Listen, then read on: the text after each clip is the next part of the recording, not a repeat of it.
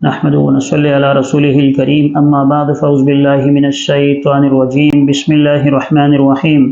وعن ابن مسعود رضي الله تعالى عنه قال النبي صلى الله عليه وسلم صلاة المرأة في بيتها أفضل من صلاتها في حجرتها وصلاتها في مقدعها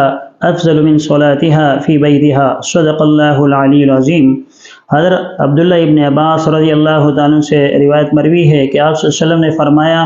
کہ عورت کا گھر کے اندر نماز پڑھنا صحن میں نماز پڑھنے سے بہتر ہے، اور کھوٹری میں نماز پڑھنا کھلے ہوئے مکان میں نماز پڑھنے سے بہتر ہے۔ اس حدیث کے اندر جو حضرت عبداللہ ابن مسعود رضی اللہ تعالیٰ سے مروی ہے، آپ صلی اللہ علیہ وسلم نے فرمایا کہ عورت چونکہ پردے کی چیز ہے، عورت نام ہی اس چیز کا ہے کہ اسے چھپایا جائے اور اس کی حفاظت کی جائے، چار دیواری کے اندر اس سے رکھا جائے۔ یہاں بھی رسول اللہ صلی اللہ علیہ وسلم نے اس کے نماز کے متعلق فرمایا جو افضل ترین عبادت ہے،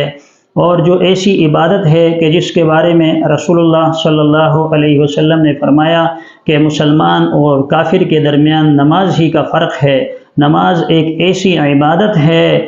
جس کے بغیر چارہ نہیں، اور نماز ایک ایسی عبادت ہے جو اللہ تبارک و تعالیٰ کی وحدانیت کا منہ بولتا ثبوت ہے، اور نماز ایک ایسی عبادت ہے جس کے اندر سجدے ہیں، اور سجدوں کی وجہ سے اللہ کی خوشنودی اور اللہ کی رضا انسان کو حاصل ہو جاتی ہے۔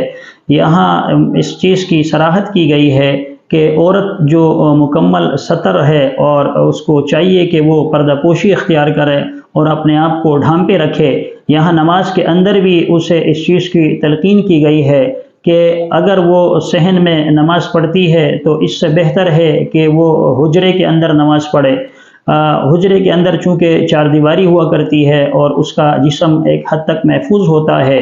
پھر آپ صلی اللہ علیہ وسلم نے فرمایا اگر وہ حجرے میں نماز پڑھ رہی ہے تو اس سے بہتر ہے کہ وہ کسی کمرے میں، کسی کھوٹری میں جا کے نماز پڑھے، کیونکہ وہاں کمرے کے اندر ہر طرف سے عورت محفوظ ہوتی ہے، نہ اس کو کوئی دیکھ سکتا ہے اور نہ کوئی جو ہے وہ اس کو اس نظر سے دیکھے گا کہ وہ کس طرح نماز پڑھ رہی ہے، اس کا پورا جسم جو ہے وہ محفوظ ہو جاتا ہے۔ تو اسلام نے عورت کو ہر جگہ وہ پردے کا حکم دیا ہے کہ عورت جو ہے چاہے وہ نماز پڑھ رہی ہو، چاہے وہ گھر کے اندر ہو یا چاہے گھر سے باہر ہو، اس کو اپنا جسم چھپانا چاہیے، خاص کر غیر مردوں سے اور جو غیر محرم افراد ہیں ان سے اپنی حفاظت کرنی چاہیے۔ یہاں نماز کے اندر عورتیں صرف جو ہیں وہ اپنا چہرہ وہ ظاہر کر سکتی ہیں، یعنی کھول کر رکھ سکتی ہیں، اور اپنے ہاتھ جو گھٹوں تک ہے انہیں اور اپنے پاؤں کو کھول سکتی ہے۔ اس کے علاوہ پورا جسم جو ہے وہ اس کا ستر ہے، جبکہ مردوں کے بارے میں کہا گیا ہے کہ گھٹنوں سے لے کر جو ناپ ہے، ناپ تک وہ ان کا پردہ اور ستر ہے۔ یہاں تک اگر کسی آدمی نے، یعنی گھٹنے سے لے کر ناپ تک اگر کسی آدمی نے اپنے ستر کو پوشیدہ رکھا ہے تو اس کی اس صورت میں نماز ہو جاتی ہے۔ لیکن عورت جو ہے وہ سوائے تین چیزوں کے علاوہ اپنے چہرے کو، جیسے چہرہ ہے، جیسے دونوں ہاتھ ہیں، اور جیسے جو ہے وہ دونوں پاؤں ہیں، اس کے علاوہ جسم کے سارے اعضاء کو وہ چھپا کر رکھے گی۔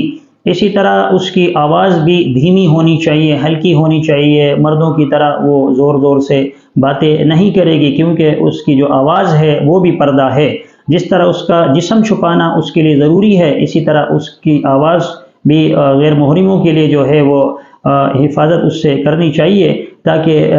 اس کی جو آواز ہے وہ پوشیدہ رہے اور مردوں کے اوپر اس کا اثر ظاہر نہ ہو۔ ایسا نہ ہو کہ مرد ان کی آواز سنیں اور ان کی طرف مائل ہو جائے، کیونکہ آپ صلی اللہ علیہ وسلم نے بہت ساری وعیدات کے ذریعے سے عورتوں کو منع فرمایا ہے کہ وہ اس طرح آواز نہ بنائیں کہ مردوں کو اپنی طرف وہ مائل کریں۔ تو اللہ تبارک و تعالی ہمیں شریعت کے مطابق عمل پیرا ہونے کی توفیق عطا فرمائیں، اور ہمیں اس طرح نمازیں پڑھنے کی سعادت نصیب فرمائیں جس طرح رسول اللہ صلی اللہ علیہ وسلم اور ازواج مطہرات وہ رضوان اللہ تعالی عنہن پڑھا کرتی تھی۔ آمین۔ وآخر دعوانا الحمد للہ رب العالمین۔